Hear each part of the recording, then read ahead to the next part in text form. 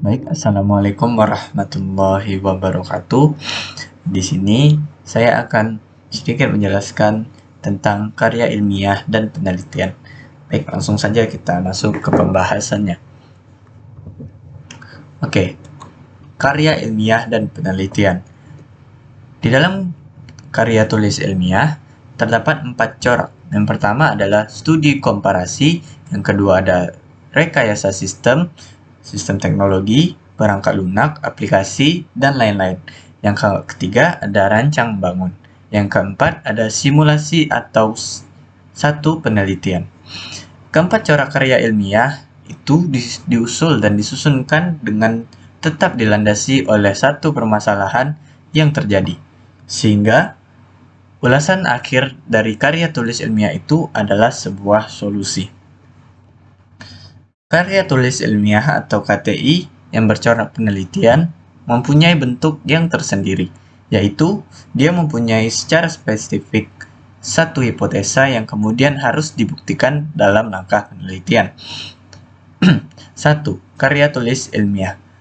Karya tulis ilmiah atau KTI memiliki kekhususan.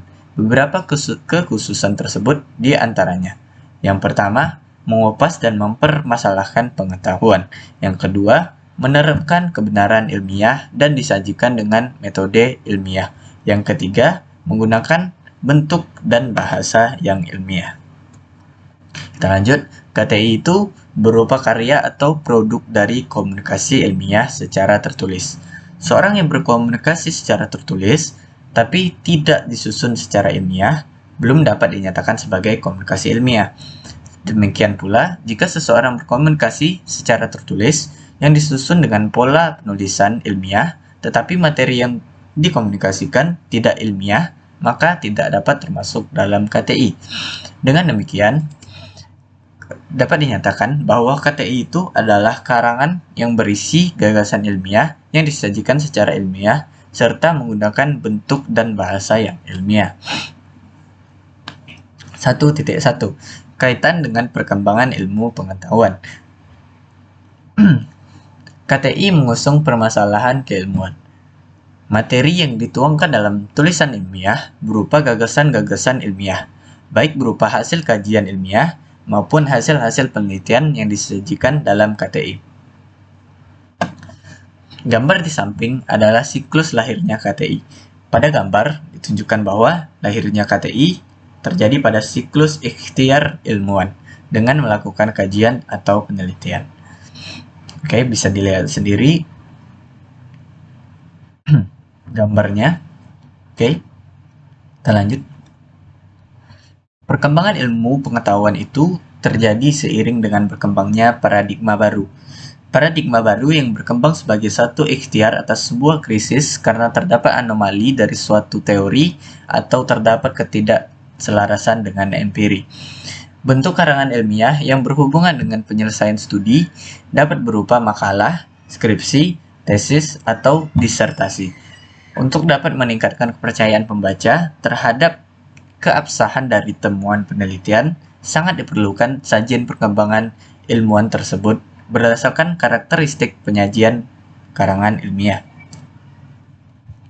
1.2. Penggunaan karya tulis ilmiah. Karya tulis ilmiah merupakan karya manusia yang dituangkan secara tertulis dalam mengusung suatu perkembangan ilmu.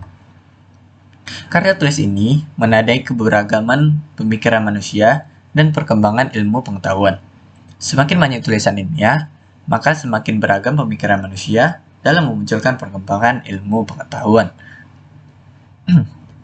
Di sini terdapat diagram pengguna TTKI. Di sini terdapat diagram pengguna KTI.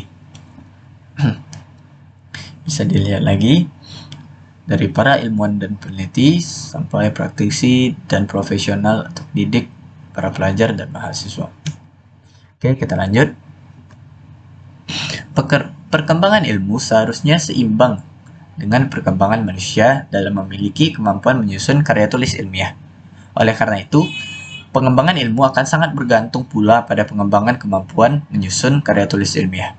Pada umumnya, kemampuan menyusun karya tulis ilmiah yang dimiliki para pelajar kemungkinan besar karena dia mampu melatih dirinya. Pada umumnya, para mahasiswa kesulitan dalam menulis karangan ilmiah. Mengapa?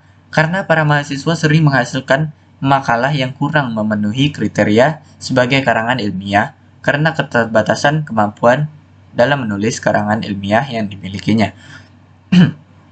Pelaksanaan penelitian berlangsung sesuai dengan prosedur yang sudah direncanakan.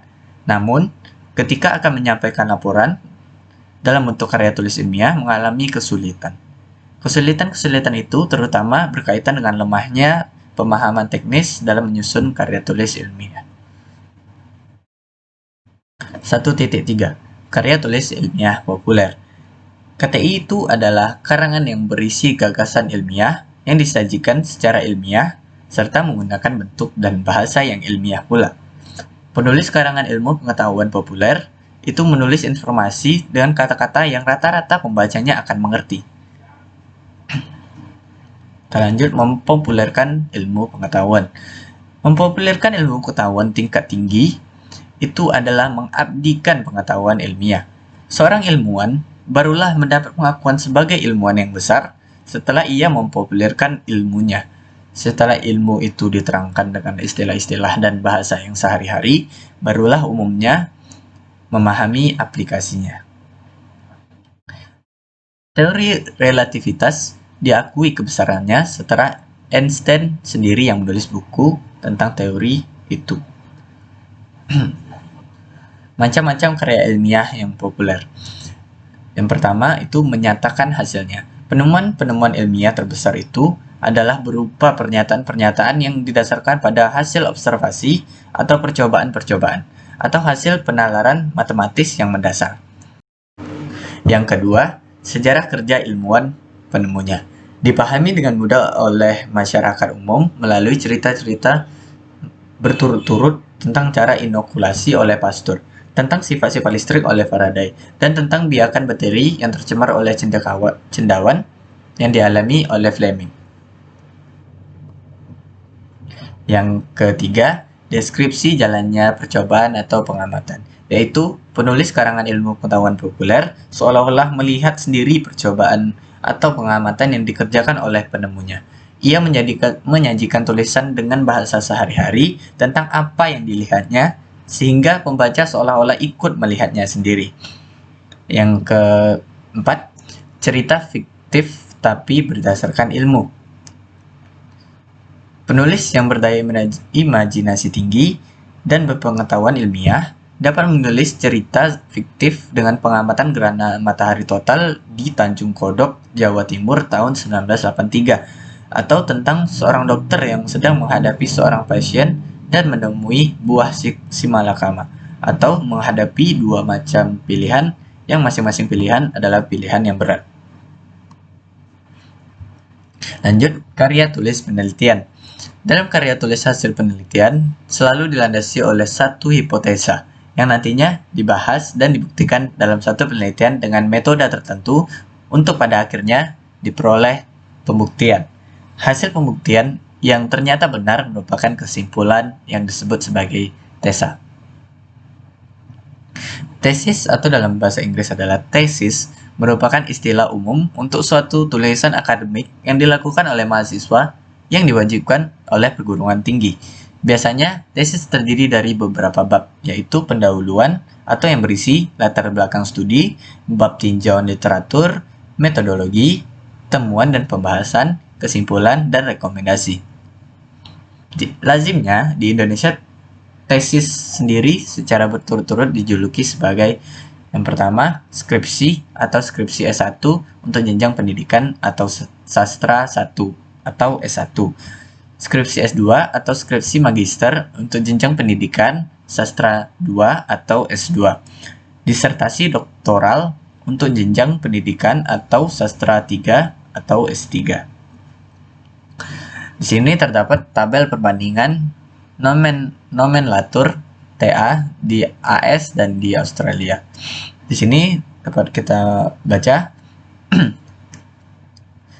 kalau jenjang S1 di Indonesia itu ada skripsi S1. Kalau di Amerika Mahasiswa tidak wajib menulis tesis. Hanya mahasiswa yang dinilai pantas dapat melakukan penelitian dan menulis pada akhir studinya. Kalau di Australia, tesis hanya untuk program honor, yaitu program penelitian setelah menyelesaikan S1.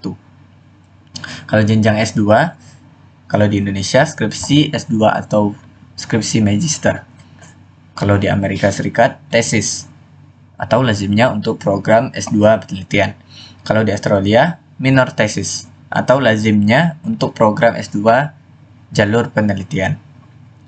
Kalau S3 di Indonesia, disertasi atau disertasi diktoral. Kalau di Amerika Serikat, dissertation, lazimnya program doktor profesional. Tidak wajib menulis disertasi. Kalau di Australia, tesis lazimnya hanya wajib untuk program doktor penelitian. Kita lanjut. Elemen-elemen kelima komponen.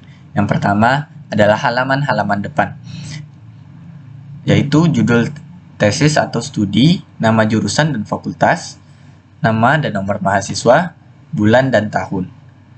Bagian ringkasan proposal memuat abstrak ringkas tentang proposal. Yang kedua, pendahuluan. Pengantar dan latar belakang atau masalah studi. Yang kedua, pernyataan penelitian kunci. Yang ketiga, penelitian Yang kedua, pendahuluan, yaitu pengantar dan latar belakang atau masalah studi, pernyataan penelitian kunci, tujuan penelitian, delimitation studi atau apa usul Anda agar keterbataan studi dapat ditata. Yang terakhir ada signifikasi penelitian. Kita lanjut. Yang ketiga, tinjauan literatur dan kerangka teoretikal, yaitu tinjauan atas karya terdahulu dalam bidang yang dikaji relevan dengan pernyataan penelitian. Yang keempat, prosedur penelitian atau meliputi rencana penelitian dan teknik atau metode yang diusulkan, yaitu selayang pandang tentang desain studi, konsep-konsep kunci dan definisi-definisi dari istilah-istilah penting, data atau sumber informasi, pengumpulan data atau informasi yang diusulkan, metode yang diusulkan untuk menganalisis data, kerangka kerja, atau biasanya meminjam dari sebuah teori yang menuntun studi Anda. Yang terakhir, rentang masa studi atau timeline dan budget. Yang kelima adalah referensi, yaitu daftar semua karya yang disitir dalam proposal yang direferensi dengan baik dan benar. Berikut adalah beberapa segi yang perlu diperhatikan dalam menyusun bagian-bagian utama sebuah proposal penelitian, yaitu judul proposal. Lazimnya judul berkisar antara 12 dan 15 kata, memadai untuk menyampaikan tujuan studi. Lazimnya lagi judul membuat 3 aspek studi yang penting, yakni variabel, latar, dan subjek studi. Terima kasih. Assalamualaikum warahmatullahi wabarakatuh.